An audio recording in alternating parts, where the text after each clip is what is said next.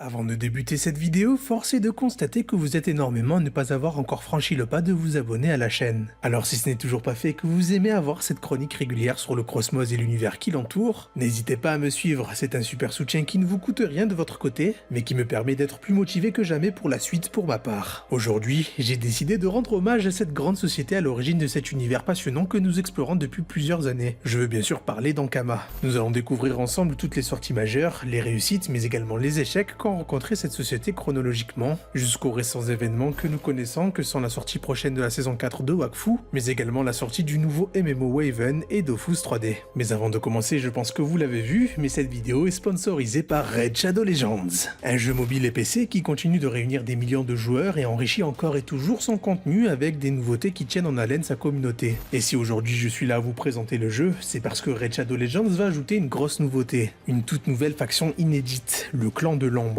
Une faction mystérieuse qui fait son apparition après des centaines d'années à avoir complètement effacé leur présence du monde. Pourquoi sont-ils de retour? C'est justement ce que vous allez devoir savoir. En tout cas, voilà des champions qui, j'en suis sûr, vont ravir la plupart d'entre vous qui rêvaient d'avoir des champions s'inspirant de l'époque féodale du Japon, avec des samouraïs, des ninjas, et bien d'autres champions tout aussi charismatiques. Et je ne vous cache pas que personnellement, ma préférée c'est Oboro. Je la trouve vraiment méga stylée. Après, j'imagine que je ne vous apprends rien, mais Raid Shadow Legends propose énormément d'activités. Que ce soit les expéditions pour taper des bons gros monstres ou encore le perfectionnement de vos héros pour en faire des monstres de puissance et rouler sur vos adversaires en PvP, vous avez clairement le choix de varier vos activités. Mais ce que vous savez moins, c'est que tout ça n'est pas prêt de s'arrêter. Et oui, parce que Raid Shadow Legends a fêté il y a peu son deuxième anniversaire qui s'est accompagné de plein d'événements et de tournois incroyables. Mais vous inquiétez pas, le meilleur est encore à venir avec des nouveaux héros épiques et légendaires prévus, et surtout la sortie de la seconde tour des malheurs qui s'annonce drôlement épique avec le griffon céleste et le dragon éternel pour veiller sur elle. Arriverez-vous à les dégommer pour vous accaparer leur trésor? C'est ce qu'on va savoir, mais pour ça il vous faut reprendre du service sur le jeu, et si jamais vous êtes un nouveau joueur, je compte sur vous pour être de la partie grâce au QR code ou grâce au lien qui est en description.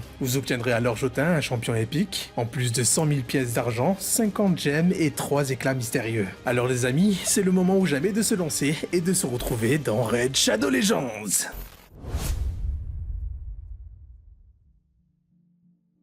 Ankama est une société roubaisienne qui voit le jour en 2001. Elle prend son nom des prénoms des fondateurs que sont Anthony, Camille et Emmanuel. À la création de la société, l'activité était alors principalement dévouée au développement web, le temps d'amasser assez de trésorerie pour lancer véritablement son histoire. Une histoire qui va pouvoir enfin commencer en 2003, où Dofus, le tout premier MMO français, va commencer à être mis sur pied. À ce moment-là, personne ne pouvait s'imaginer le succès incroyable qu'allait provoquer ce jeu. C'est le 1er septembre 2004 que Dofus va être enfin ouvert au grand public. C'est alors qu'on découvre l'univers bâti par Anthony Roux, alias Tot, celui du Cosmos, où nous incarnons un aventurier sur le monde des 12 en l'honneur des 12 dieux créateurs de ce monde que l'on devra parcourir en quête des 6 Dofus primordiaux dans le but de ramener l'ordre. Un univers vaste dont Tot ne se limitera pas à l'exprimer à travers le seul média que sont les jeux vidéo. Mais nous verrons ça une autre fois, aujourd'hui restons concentrés sur Ankama Games. Dofus va alors pouvoir se targuer d'avoir une communauté monstrueuse, si ce n'est un concurrent direct à World of Warcraft qui était pourtant un mastodonte dans le milieu. Une réussite qui, même aujourd'hui en 2021, est loin de s'essouffler. Grâce à lui, Ankama va se donner un nom auprès d'autres éditeurs qui pour certains vont tenter de les racheter comme Disney, offre qui sera bien entendu déclinée, ou alors pour d'autres qui attribueront des commandes de jeux comme Lego Bionicle avec Voyanui, un jeu tour par tour reprenant les robots Bionicle de Lego qui va clairement faire écho à Dofus dans son design. Mais bon, avant tout Ankama est une société de créateurs et c'est dans ce registre qu'il s'éclate le plus. Dans la ligne conductrice de Dofus MMO, un nouveau jeu axé cette fois-ci sur le joueur contre joueur a été lancé, certainement pour suivre la mode des jeux MOBA qui bâtissaient leur succès sur la confrontation directe de joueurs. Ce jeu sortira le 21 juin 2010, il s'agit de Dofus Arena, un jeu qui se voulait davantage porter sur la stratégie en améliorant le calcul du positionnement de joueurs, des maps plus interactifs, enfin bref, un jeu bien plus poussé. Mais le fait qu'il soit uniquement PvP à ce moment n'a pas forcément réjoui les fans issus de Dofus, qui étaient alors bien plus portés sur l'aventure PvE qu'Ankama proposait à travers leur jeu phare. Peinant alors à rencontrer le succès qu'il devait provoquer, le jeu fermera ses portes en 2014. Ankama s'est rebondir et il y a déjà quelques années, Ankama s'est lancé sur l'animation avec l'aventure de Hugo et de la confrérie du Tofu, dans le même monde que Dofus, mais des centaines d'années plus tard. Cette aventure, c'est l'histoire de Wakfu. Un succès retentissant, au moins aussi incroyable que celui de son MMO Dofus, qui donne envie de continuer de broder un univers au moins aussi vaste que celui de Dofus, mais cette fois-ci sur Wakfu. C'est dans cette idée que tout d'abord, nous avons eu Wakfu les Gardiens qui a vu le jour en 2009, un jeu navigateur où vous incarnez un héliatrope sur Emerub à l'image de Hugo, le héros de l'animé, afin de revivre les mêmes mêmes aventures que dans les épisodes de la série. Un jeu arrêté en 2011 mais que vous pouvez retrouver grâce à des fans qui ont remonté le jeu sur un serveur privé approuvé par Ankama. Je vous mets le lien dans la vidéo pour ceux qui sont intéressés. La fermeture de Wakfu les Gardiens en 2011 va permettre de mettre le paquet sur la sortie du nouveau gros projet d'Ankama, et c'est rien de le dire, puisqu'il s'agit du petit frère direct de Dofus MMO, Wakfu MMO. Un jeu reprenant les mêmes mécaniques que Dofus, mais en plus poussé, avec des graphismes et un aspect social plus profond, notamment grâce à son système novateur pour l'époque d'écologie et de politique en jeu. Malheureusement, les phases de test vont être cauchemardesques, et son lancement le 29 février 2011 va être quelque peu mitigé vu les nombreux bugs qui collent aujourd'hui à la peau de son image de marque. Et même si aujourd'hui le MMO continue d'exister et d'alimenter son contenu, il est clairement tenu grâce à la bonne santé de la société.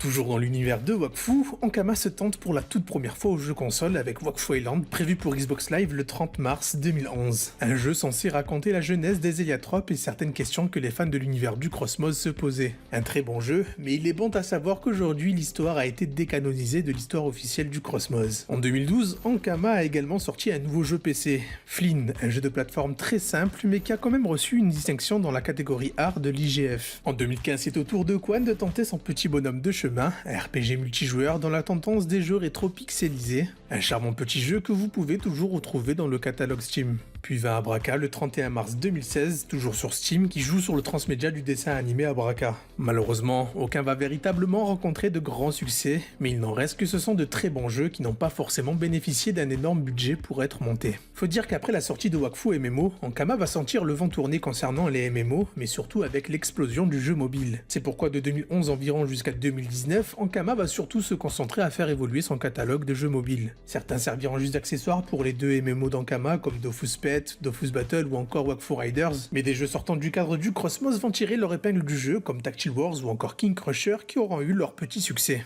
Et comble de l'investissement d'Ankama sur mobile, il entreprit la lourde décision de porter l'immense contenu disponible dans son MMO Dofus sur mobile. Une tâche loin d'être facile, mais qui permet à Ankama de se placer comme un solide studio capable de développer des jeux sur mobile. Mais bon, que serait Ankama sans un véritable projet bien badass sur PC? On peut regretter un très bon Slage qui s'annonçait incroyable, un hack and slash se déroulant dans l'univers du Cosmos qui permettait d'enfin utiliser notre classe favorite en temps réel. Mais le développement a été encore plus catastrophique que Wakfu, au point que le jeu soit purement et simplement annulé. Il nous faudra attendre 2017 pour qu'Ankama nous sorte une nouvelle grosse production sur PC avec son tout premier jeu de cartes sur PC, Crossmaga. Un jeu qui a tenté une approche originale pour un TCG avec des couloirs où l'on devait placer nos personnages en espérant qu'ils atteignent les Dofus cachés en fond de couloir adverse et démasquer alors les vrais Dofus cachés. Le jeu a bénéficié d'un lancement aux petits oignons avec beaucoup d'influenceurs qui en faisaient la part belle, notamment Zerator. Il y avait même des jolis tournois avec cash prize à la clé. Mais petit à petit, l'engouement s'est essoufflé, au point qu'aujourd'hui très peu d'ajouts de contenu voient le jour. Il est clair que l'avenir de Crossmaga s'inscrit en pointillé.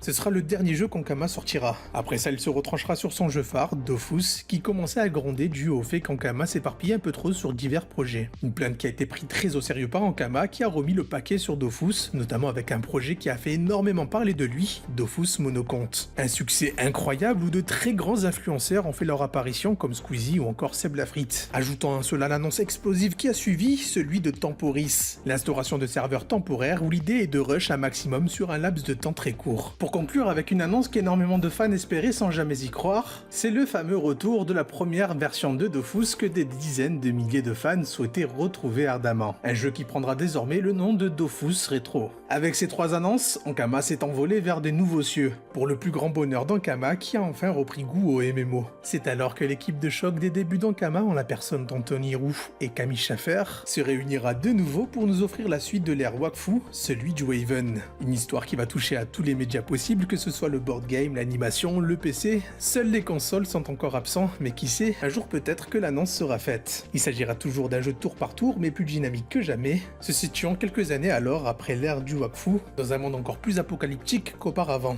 On en sait encore très peu sur sa sortie officielle, mais tout porterait à croire que Waven serait disponible courant 2022. Côté projet, Ankama a également prévu deux autres gros chantiers. Celui de passer son MMO phare, Dofus sur Unity, avec une refonte graphique du jeu qui dépote, mais également aussi l'annonce de Dofus 3D qui se veut être le tout premier jeu 3D qu'Ankama sortira. Un énorme challenge dont on est impatient de voir le rendu final. Voilà pour ce qui est d'Ankama Games. Bien entendu, d'autres filiales de la société seraient intéressants à traiter, mais je souhaitais prendre la température avec vous avant de me lancer sur l'animation, l'édition, etc. Est-ce que vous avez aimé cette vidéo? Si c'est le cas, n'hésitez pas à me le dire en commentaire et à mettre un bon gros pouce bleu. En attendant de pouvoir vous lire, il est temps pour moi de vous laisser. C'était Zaki pour vous servir. Ciao!